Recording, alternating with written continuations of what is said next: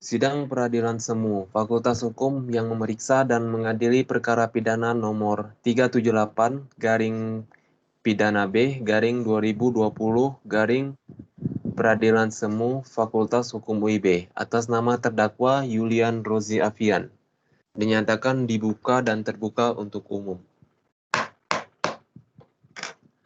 Sesuai berita acara sidang yang lalu, maka sidang hari ini adalah pembacaan tuntutan.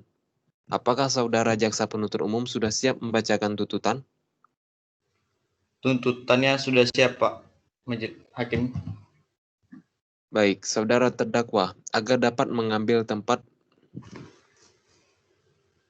dan silakan jaksa penuntut umum untuk membacakan tuntutannya. Baik, Pak Hakim.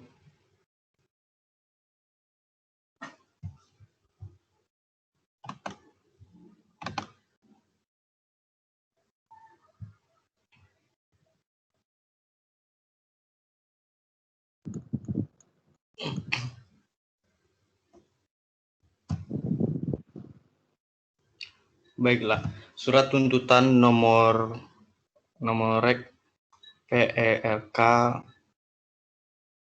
nomor 378 garing pidana B garing 2011 garing PS Fakultas Hukum Universitas Internasional Batam, jaksa penuntut umum pada Kejaksaan Negeri Jayapura dengan memperhatikan hasil pemeriksaan persidangan dalam perkara pidana atas nama terdakwa Yulian Rozi Afian, tempat lahir Batam, umur tanggal lahir 20 tahun atau 12 April 2020, jenis kelamin laki-laki, kebangsaan Indonesia, tempat tanggal lahir Perumahan Tiban Asri, Blok K nomor 9, agama Islam, pekerjaan wira swasta, pendidikan SMA.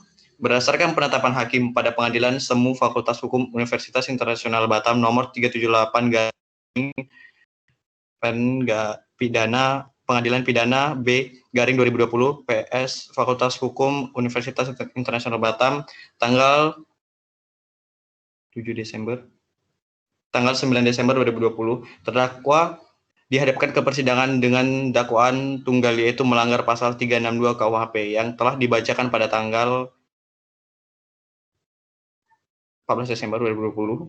Berdasarkan fakta-fakta yang terungkap dalam pemeriksaan di persidangan secara berturut-turut berupa keterangan saksi, petunjuk dan keterangan terdakwa, yaitu keterangan saksi-saksi yang pertama Putri Devena Inisti, Yunisa Putri Salsabila, Yana Deska Ramadhani, yang masing-masing telah memberikan keterangan di bawah sumpah di depan persidangan termuat dalam berita acara sidang dan berita acara pemeriksaan dan telah diakui dan dibenarkan oleh terdakwa sehingga dianggap merupakan satu kesatuan yang utuh dalam tuntutan pidana ini.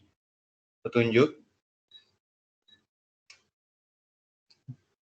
Berdasarkan pasal 188 ayat 2 KUHP bahwa alat bukti petunjuk dapat diperoleh dari keterangan saksi dan keterangan terdakwa. Dalam perkara ini berdasarkan fakta yang terungkap di persidangan, maka apabila dihubungkan antara keterangan saksi yang satu dengan yang lain serta keterangan, maka kesesuaian dengan tindak pidana yang dilakukan oleh terdakwa yaitu melanggar pasal 362 KUHP, sehingga petunjuk tersebut menjadi alat bukti yang menurut hukum. Barang bukti, satu buah tas berwarna hitam, uang tunai senilai 50 juta rupiah, dua buah HP Nokia tipe E63 dan N70, satu buah kalkulator. Keterangan terdakwa Yulian Rozi Afian yang memberikan keterangannya di depan persidangan sebagaimana termuat dalam berita acara sidang sesuai dengan berita acara pemeriksaan oleh penyidik dan terdakwa telah membenarkan perbuatannya sehingga dianggap satu kesatuan yang utuh dalam tuntutan pidana ini. Analisa fakta bahwa berdasarkan fakta-fakta terungkap dalam pemeriksaan persidangan yang diperoleh melalui keterangan saksi-saksi, yaitu saksi Putri Devena Inisti, Yana Deska Ramadhani, dan Yunisa Putri Salsabila. Keterangan terdakwa Yulian Rozi Afian, barang bukti serta petunjuk, maka telah terdapat penyesuaian antara satu dengan yang lainnya sehingga menunjukkan telah terdapat fakta telah terjadi tindak pidana pencurian yang dilakukan oleh terdakwa yaitu Yulian Rozi Afian pada hari Selasa tanggal 28 September 2020 sekitar jam 13.00 waktu Indonesia Barat, bertepat tempat ruangan kerja korban yaitu perusahaan Bumi Sakti yang berada di Kota Batam. yaitu dengan cara masuk ke ruangan kerja saksi korban, Putri Deviana Insti, Yana Deska Ramadhani, dan Yunisa Putri Salsabila, dan mengambil tas yang berada di atas meja kerja saksi korban, yang berisi uang sejumlah 50 juta rupiah dan 2 buah HP Nokia dari dalam tas yang berada di atas ruangan kerja saksi korban. Selanjutnya terdakwa pergi meninggalkan ruangan kerja saksi korban dan pergi meninggalkan kantor.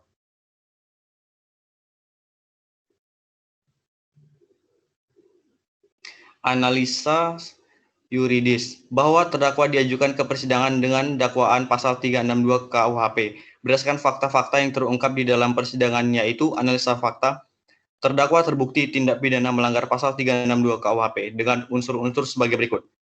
1. Barang siapa yang dimaksudkan dengan unsur barang siapa adalah subjek hukum pendukung hak dan kewajiban yang dapat mempertanggungjawabkan perbuatannya. Tidak ditemukan adanya alasan pemaaf dan pembenar dalam diri terdakwa yang dapat menghapus sifat melawan hukumnya suatu perbuatan pidana yang dilakukannya. Dalam hal ini berdasarkan keterangan para saksi, barang bukti, keterangan terdakwa serta petunjuk bahwa terdakwa Yulian Rozi Afian adalah pribadi yang dapat diminta pertanggungjawaban selaku terdakwa atas perbuatan yang didakwakan kepadanya. Dengan demikian unsur ini telah terpenuhi.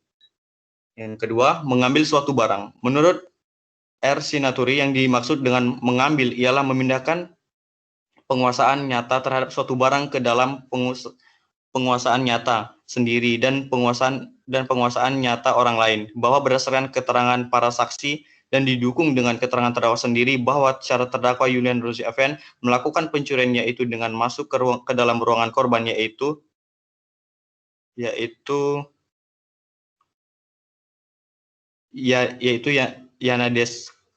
Putri Deviana Insti, Yana Deska Ramadhani, dan Yunisa Putri Salsabila, dan mengambil tas korban yang berisi sejumlah uang sebesar 50 juta rupiah dan 2 buah HP Nokia tipe E63 dan N70, dan selanjutnya terdakwa pergi meninggalkan ruangan kerja korban dan pergi meninggalkan kantor. Dengan demikian unsur ini telah terpenuhi. Yang ketiga, sebagian atau seluruhnya milik orang lain, bahwa berdasarkan keterangan para saksi didukung dengan keterangan terdakwa Yulian Rozi Afian sendiri bahwa uang senilai 50 juta rupiah dan 2 buah HP Nokia terdakwa mengambil merupakan uang dan HP milik saksi korban, yaitu Putri Deviana Insi, Yana Deska Ramadhani, dan Yunisa Putri Salsabila, yang terdakwa ambil dari tas saksi korban yang terletak di ruangan kerja saksi korban.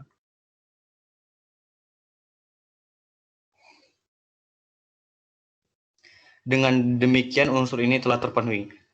Yang keempat, dengan maksud memiliki serta melawan hukum.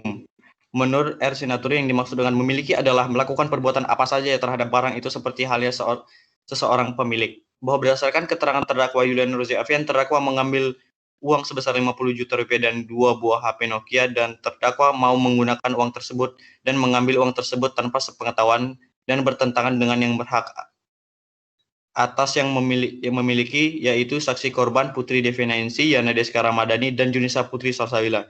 Dengan demikian unsur ini telah terpenuhi.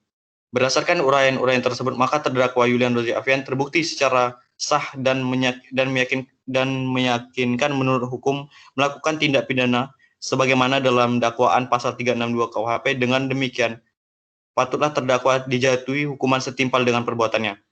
Sebelum kami sampai pada tuntutan pidana di atas terdakwa, perkenalkanlah kami untuk mengemukakan hal-hal yang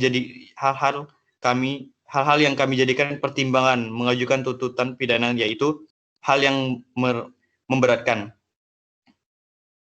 Perbuatan terdakwa meresahkan rekan-rekan terdakwa di perusahaan. Hal yang meringankan, terdakwa berlaku sopan selama menjalani proses persidangan. Terdakwa mengaku dan menyesali perbuatannya. Berdasarkan uraian dimaksud, kami jaksa penuntut umum dan perkara ini dengan memperhatikan ketentuan undang-undang yang bersangkutan menuntut supaya hakim atau majelis hakim Pengadilan Negeri Jayapura yang memeriksa dan mengadili perkara ini memutuskan: 1. Menyatakan terdakwa Yulian Rozi Afian bersalah melakukan tindak pidana pencurian sebagaimana dalam pasal 362 KUHP dalam dakwaan penuntut umum. 2. Menjatuhkan pidana terhadap terdakwa berupa pidana penjara selama 1 tahun 1 tahun 6 bulan dapat dikurangi selama terdakwa berada dalam tahanan, sementara perintah terdakwa tetap ditahan. Yang ketiga, menetapkan barang bukti berupa 50 juta rupiah dan 2 buah HP Nokia tipe E63 dan N70 dikembalikan kepada yang berhak. Yang keempat, menetapkan agar terdakwa membayar biaya perkara sebesar Rp1.000. Demikian surat tuntutan ini kami bacakan dan diserahkan dalam sidang hari ini, 9 Desember 2020. Jaksa penuntut umum. Sudah, Yang Mulia.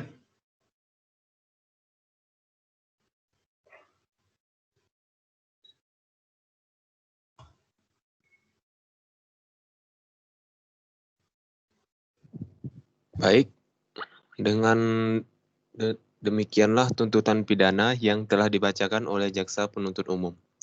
Kepada terdakwa, apakah saudara akan mengajukan pembelaan atas tuntutan pidana tersebut? Ya, Yang Mulia, saya serahkan semuanya ke penuntut hukum saya, Yang Mulia. Bagaimana penasihat hukum terdakwa? Apakah akan mengajukan pembelaan? Kami akan mengajukan pembelaan, dan kami mohon majelis hakim memberikan waktu untuk mempersiapkan pembelaan. Baik, bagaimana jaksa penuntut umum? Apakah saudara bersedia sidang ditunda? Iya, majelis hakim, kami setuju sidang ini ditunda. Baik.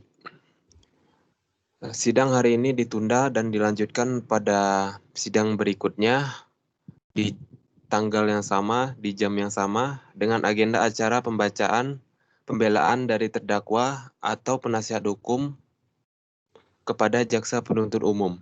Kami perintahkan untuk menghadirkan kembali terdakwa dan kepada terdakwa atau penasihat hukum agar mempersiapkan pembelaannya pada hari sidang yang sudah ditetapkan.